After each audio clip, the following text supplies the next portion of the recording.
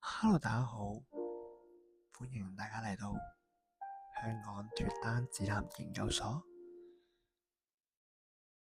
我係你哋嘅節目主持人牧羊。今日想同大家傾一樣嘢，就係究竟分咗手之後應該復合定係放低呢？呢個問題呢，幾乎每個經歷過分手嘅人都曾經問過自己。當段感情走到終點嘅時候，心入邊都會經常諗住對方，然後或者你又會忍唔住去問：如果你再試多一次，會唔會有唔同嘅結果呢？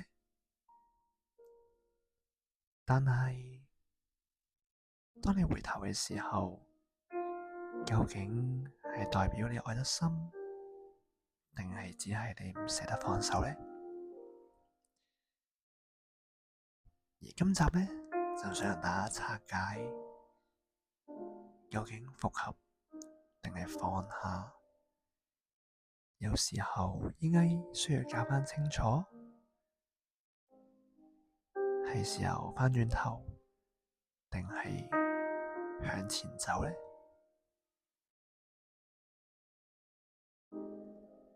咁首先，點解我哋會想翻返轉頭呢？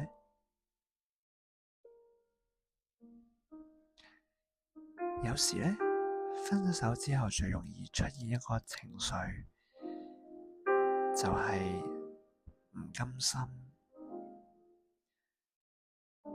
唔甘心曾經有一段美好嘅關係就此結束，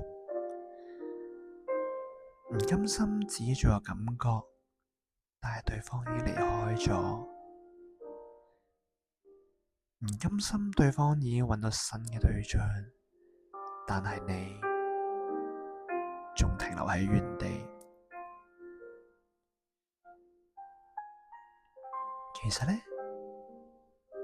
或者我哋唔係真係想復合，而只係唔想承認失去。而人對習慣呢，會有一種依賴嘅感覺。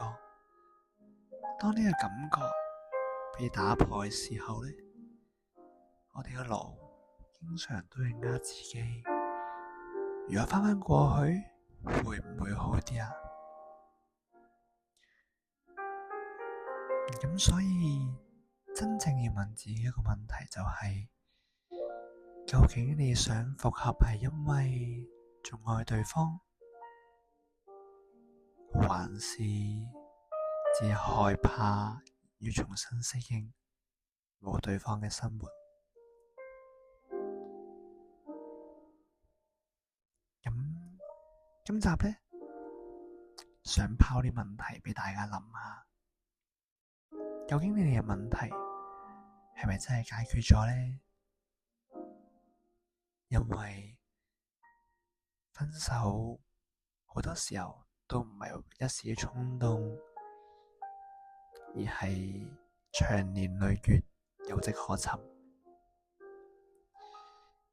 即使呢，你仍然好愛對方，但係當初導致分手嘅問題未解決，就算勉強喺埋一齊，都只會係無窮無窮嘅痛苦。不如試下問下自己，當初分手嘅原因，而家係咪已經解決咗？你哋係咪都學識咗更加成熟嘅相處方式？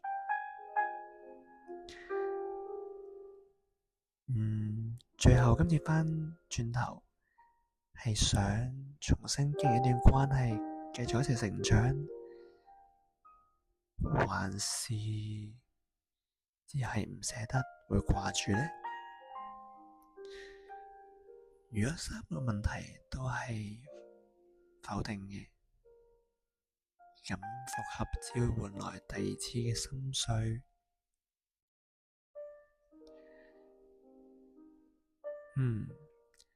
咁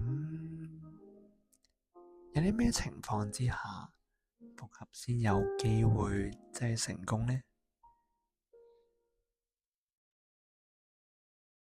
我唔敢講每一個分手最後都可以返轉頭，但係值得復合嘅關係呢，都會有以下特質想大家分享。第一樣呢，就係分咗手之後，雙方都有成長。你哋意識到過去嘅問題，或者而家已經學識點樣處理啦。而復合嘅原因唔係因為孤單，而係因為仲好珍惜對方。第二點呢，就係當初你哋分手呢，唔係因為價值觀唔一樣。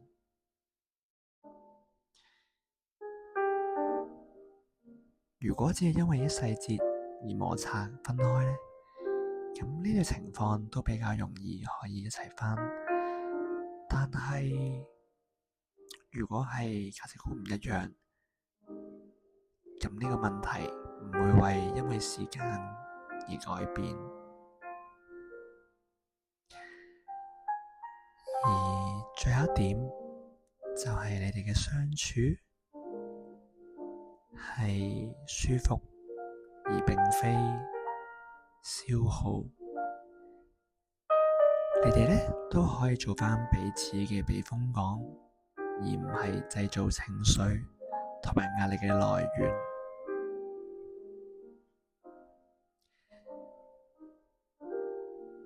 如果你都符合咗以上三個條件，咁或許呢段關係都有機會重新嚟過嘅。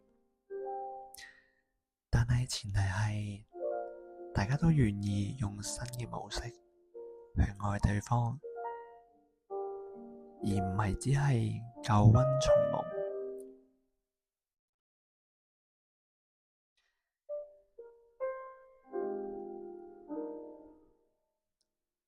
分咗手，究竟復合定係放低？